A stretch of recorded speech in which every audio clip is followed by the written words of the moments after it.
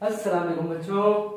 तो जिस तरह से हमने लास्ट टाइम देखा मोमेंट ऑफ इनर्शिया की तारीफ, अब हम उसको एक्सप्लेन करते हैं।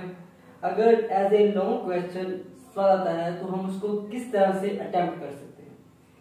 तो सबसे पहले हम कंसीडर करते हैं कि हमारे पास एक बॉडी है, एक रोड है, ठीक है, जिसका मास m है, ठीक है, और वो क्या है हमारे पास, वो हमारे पास एक एंगल बना है थीटा सेंटर O से।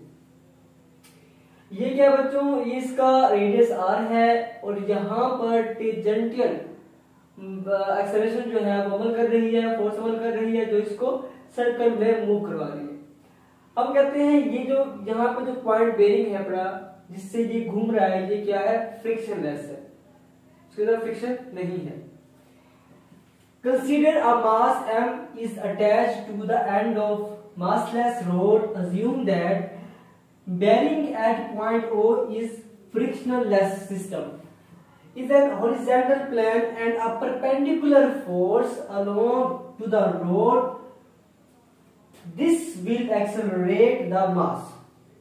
एक परपेंडिकुलर फोर्स अमल करेगी जो कि इस मास को रोटेट करवाएगी।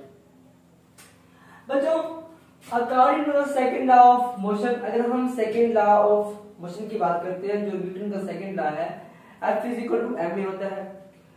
अब the tangential acceleration A is related to the angular acceleration. अब बच्चों यहाँ पर जो होगी एक्सेलरेशन वो क्या है, वो टेंजेंटियल है, और जो इसको मूव करवाएगी सर्कल में, जब कोई जिस्म सर्कल में मूव करवाता है तो उसकी जो होगी वेलोसिटी वो एंगुलर होगी, और उसकी जो होगी एक्सेलरेशन वो भी एंगुलर एक्सेलरेशन होगी। तो यहाँ पर क्या होगा बच्चों, यहाँ पर एंगुलर एक्सेलरेशन होगा। तो इक्वेशन जो होगी हमारे पास, A linear is equal to R angular acceleration. ये लीनियर है, ये क्या है बच्चों, एंगुलर है।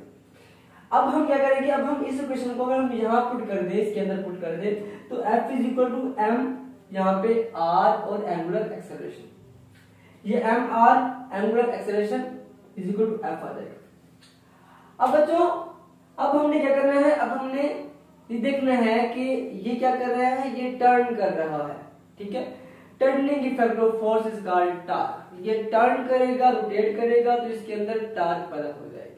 क्या पैदा हो जाएगी, टॉर्क पैदा हो जाएगी। अब इस टॉर्क को मूव करना है हमने, तो हम क्या करेंगे, हम दोनों तरफ r के साथ कर देंगे मल्टीप्लाई।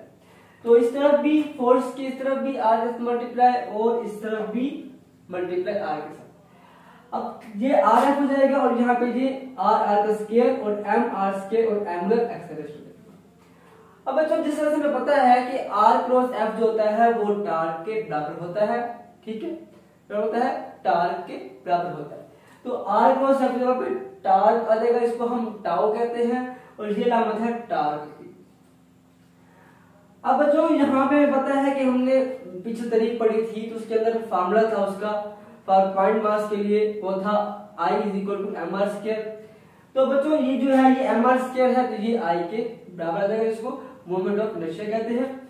अब tau is equal to moment of inertia और एंगुलर एक्सेलरेशन। अब बच्चों, F is equal to m a की रोटेशनल फॉर्म जो है वो है tau is equal to m r square alpha, m r square angular acceleration. अगर हम कंपेयर करते हैं इसको, तो F जो होगा वो हो जाएगा रिप्लेस किसके साथ, टॉर्क के साथ, M हो जाएगा m r स्क्वायर के साथ, और A जो होगा हो जाएगा हमारे पास एंगुलर एक्सेलरेशन के साथ।